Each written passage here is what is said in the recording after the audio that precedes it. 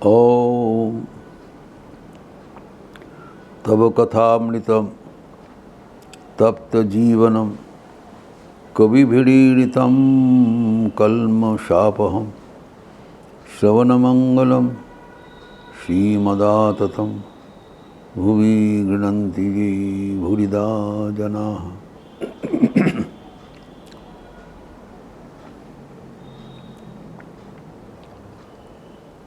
ज्ञान लाभ हेतु विभिन्न साधन का चर्चा हो रहा था। उसमें से एक का बाद एक साधन उल्लेखित हुआ है, जिसमें अष्टम साधन है स्थिरता, स्थैर्य। भगवद गीता के त्रयोदश अध्याय में हम लोग देखें, अमानित्यम मदम्बितम अहिंसा,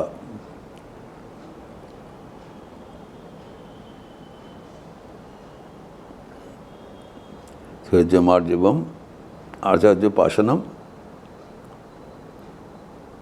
शौचम, आत्मविनिग्रह। तो आत्मविनिग्रह के बाद में चर्चा करेंगे।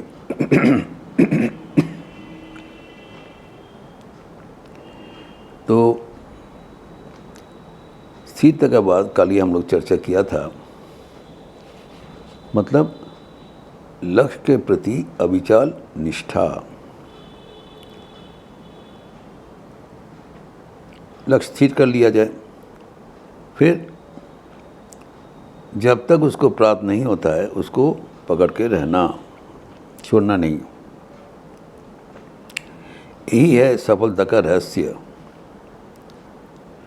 सिर्फ this tenacity is the secret of success. Swami Vivekananda का बहुत प्रचारित जो उपदेश है, stop not till the goal is reached.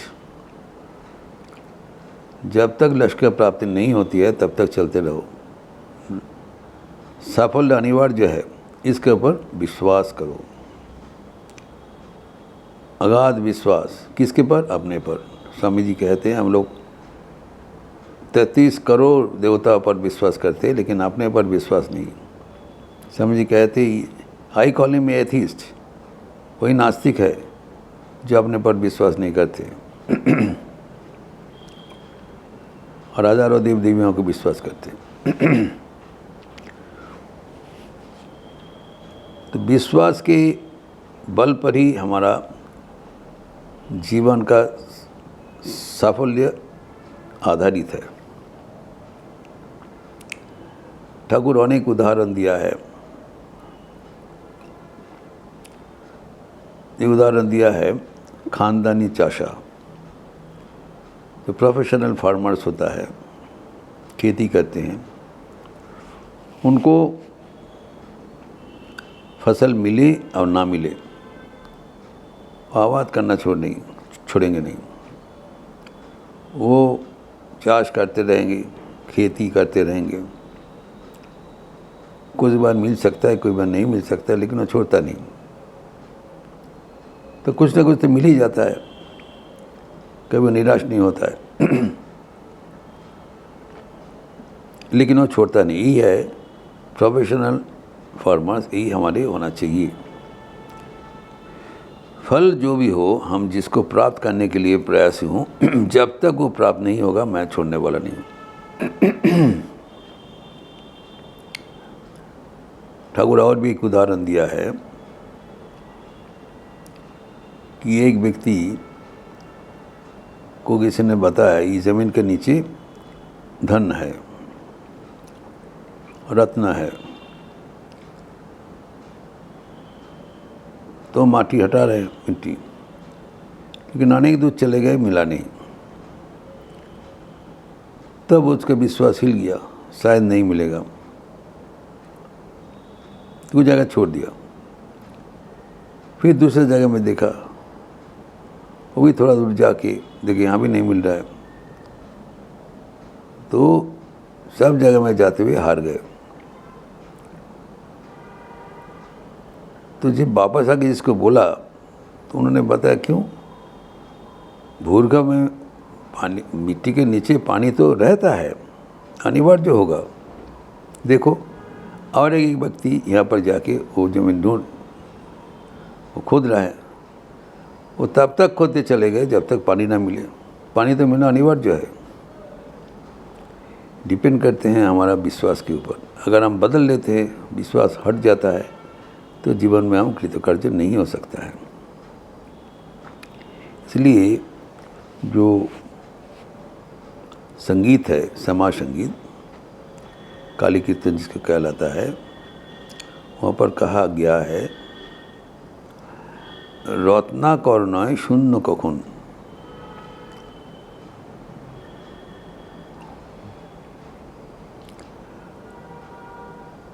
दो चार डूबे धन ना मिले। तुम्हें दम सामर्थ्ये एक डूबे जाओ कुलो कुंडलिनीर कुले।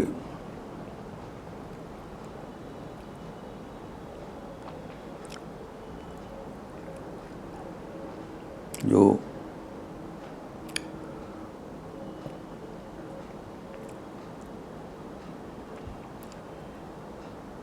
हृदय रत्नाकरेर अतल जले, डूब दे रे मन काली बोले, हृदय रत्नाकरेर अतुल जले। जो हमारे हृदय में जो सागर है, रत्नाकर, जहाँ पर रत्न का आकार है, मणि माणिक्य के आधार है, जो सागर को क्या कहा जाता है, जितने मणि माणिक ज्वेलरी है सब सागर के भीतर ही रहता है। तो उसको पाने के लिए क्या होता था, पहले जो डूबरी सागर में भेजा जाता, जो कि नीचे उतार के और ढूंढ के रत्न उठा के ले आते थे। लेकिन जो डुबकी लगा रहे हैं, अगर एक जगह में देखा नहीं है, दो जगह में नहीं है, तो छोड़ के चले आए, तब रत्न नहीं मिलेगा। तो ये मत सोचो, यहाँ पर कहा गया है जो रत्नाकर में वो रत्न नहीं है, तुम्हारा शायद नहीं मिला, लेकिन प्रयास करते रहो, जरूर मिलेगा। यही है बात। जो अध्यावस है, जो परसिवेरेंस के बाद चल रहा है, बुल डॉग टेनासिटी, जब तक नहीं मिलेगा हम लोग छोड़ने वाला नहीं। तो भगवान भी हमें परीक्षा लेते हैं, कितना इनका, जब वो देखा जिसको छोड़ा नहीं, तब उनको दे देंगे, जो ना छोड़ बंदा है दे देंगे, और वो देना ही पड़ेगा। ये सूत्र भगवान श्री रामकृष्ण हमें सिखा दिया कि भगवान के साथ हमारा प्यार का रिश्ता है। अगर व्याकुल होकर रोते हुए हम कुछ प्रार्थना करें, तब उनको देना ही पड़ेगा, चारा नहीं है। ये विश्वास होना चाहिए। जो ये विश्वास मानते हुए आगे बढ़ता है, वो सफल हो जाता है। और भी एक ठाकुर के कहानी है, एक बालक उनको पतंग उड़ाएंगे, तो अपने मम्मी के पास जाके मम्मी के बोल रहे हैं हमको पतंग के लिए पैसा दिया जाए। मम्मी बोले नहीं, अभी पतंग लेके कहाँ पर क्या गड़बड़ हो जाएगा, गिर जाओगे, तो हम नहीं देंगे। तो पिताजी को आने से हम बता देंगे, तुमको डांटेंगे। ये सब नाना प्रकार का उनको बहाना दे रहा है, पैसा नहीं दिया। लेकिन वो बच्चा छोड़ा नहीं, गनौन करते रहे, नहीं पैसा दीजिए। तो जब देखा ये छोड़ने वाला नहीं है, तो सुंदर ढंग से बताया। जो उनके जननी बिजी है, उनको पड़ोसी आए हैं, जो सहेली आए हैं, उनसे बातचीत कर रहे हैं, गप कर रहे हैं, और ये बच्चा बीच बीच में जाके पतंग दो पतंग, तो जब बारंबार कर रहे हैं, तो उनको बोला नहीं मिलेगा। आखिर में क्या हुआ, वो लड़का रोना चालू कर दिया, हो करके रोना चालू कर दिया। तब इनको कहानी गप सब बोले, तक गल्प करना माथाয় उठलो, तब तो बड़ा मुश्किल हो गया। तब उन्हें सहेली को कहते, तो कि सुंदर बताया ठाकुर, তোমরা বসো ভাই, ছেলেটাকে একটু শান্ত করে আসি। ঘরে ঢুকে বাক্স খুলে এক পয়সা ফেলে দেন নাই,